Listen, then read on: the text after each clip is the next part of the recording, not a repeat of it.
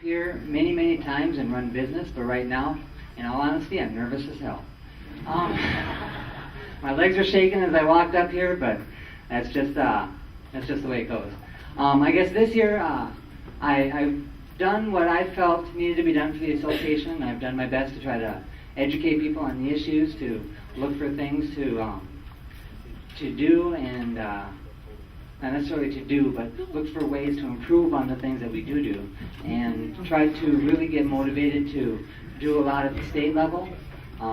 Next year, what I would like to do if re-elected is work a little bit more at the campus level and strengthen our local campus governments and work a little bit more on the Minsky policy. This year was a really big year for legislative issues, and because of that, I feel that I've only had enough time to get half of what I really wanted to accomplish done, and that's why I'm running for one more term. All right, your first question. What is your philosophy on leadership? My philosophy on leadership? First of all, part of it has to do with lead by example. I try to set a good example most of the time. There's a time for business. There's also a time to have fun. When business time is over, it's time to have fun, relax, and get to know people, and that kind of stuff. But when it comes to the actual leadership, when you're running meetings and stuff like that, one of my philosophies is that you need to have rules, and you need to have procedures, but you can be as lenient as possible too, and also make it enjoyable and a rewarding experience for everybody that's participating. But at the same point in time, there has to be a certain level where the rules need to be followed. I guess the main thing is leading by example. I try my best to do what I feel needs to be done, and I try to encourage other people to do the same thing. Okay, thanks. What do you feel should be the major focus of the association over the next year? I kind of stated this a little bit in my opening remarks. This year, like I said, has been a big year for legislative issues with the budget process and that kind of stuff. Next year, I do believe that my main focus, and I think a good direction for the association, is to work on really strengthening the local campus governments. There's been a lot of changes that have happened this year with changes in the bylaws, the new public relations coordinator, new staff members, a lot of different types of changes that I think next year is an ideal year to implement those changes and really create a strong association, a grassroots association from the bottom up, and by having many more campuses getting involved in those organizing efforts and doing more across the state, I feel that MSCSA can have an even more powerful voice than what they currently have. What is your long-term vision for MSCSA?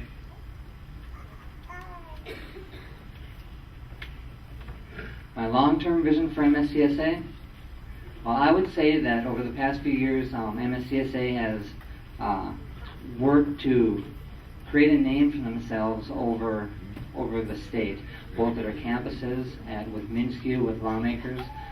We've had a lot of media attention, even this year hitting some of the national media attention with some of the efforts that we've looked at.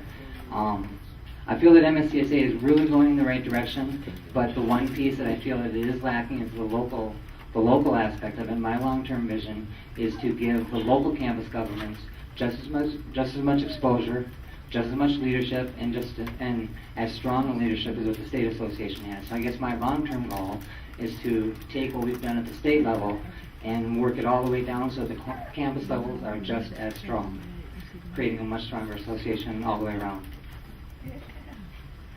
What is more important to you, student leadership development or getting tasks accomplished? That's a difficult question for me to answer because, for me personally, getting things accomplished is very important. But one of the things that I think is very important to get accomplished is developing student leaders. By developing student leaders, you literally do find ways to get more people involved and get more things accomplished. So I guess if I had to weigh the two against each other, I guess I would say probably at this point developing student leadership would be my number one priority for MSCSA, because by developing student leadership we can get much more accomplished by developing many more student leaders. How would you help disabled students be heard? What changes would you make? I think this year MSCSA has already made a number of changes that are going to come into play next year with next year's leadership. One of those was, just last night when the Student at-Large Platform Committee Platform Committee representative was appointed. Redoing the Student at-Large, both positions with Governing Council and the platform, I think was a very good move for the association to really work at not only disabled students and getting their voice heard, but also looking at the underserved, the underrepresented, and the minority students there too. And when you look at all of those issues, another function of those particular positions, based upon what just passed with the body, that they're going to look at the campus level and at the state level for the issues that are out there to make sure that the issues are being addressed. It's going to be their job to bring those issues back to MSCSA, to the Platform Committee, and to the Governing Council to address those issues. And your final question, why do you want to be the 2007-2008 president for our association? I've really enjoyed being president this year, and I think that I myself personally, when I first ran for the position last year, I thought that I had the leadership skills to take the association where I thought it could be, where I envisioned it to be. I'll be the first to admit that I learned a lot this year. There were a lot of things that I didn't even realize I didn't know. And even though I knew as much as I did about MSCSA, I learned a whole lot more about it. The reason I guess that I would like to be elected for one more term is to continue to learn, continue to develop myself, as well as work with many other student leaders to pass those skills on. And like I said, I only got half of what I set out to accomplish this year because we got so busy with the state legislative agenda and so many other things popped up that I just didn't quite get it all finished, and I'd really like to see it through to the end. Okay, and you have a 1 minute closing remarks. I think this will be the easiest point now that I know that I'm just about out the door and my knees can stop shaking a little bit. Like I've already said, I mean, it's been my honor and my privilege to have served as president of the association over this year.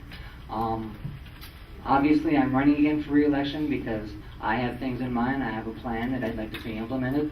But regardless of whether I'm re-elected or not, I plan to pass on those details to whoever's going to be working next year and try to at least see if that, try to get that plan carried out one way or the other.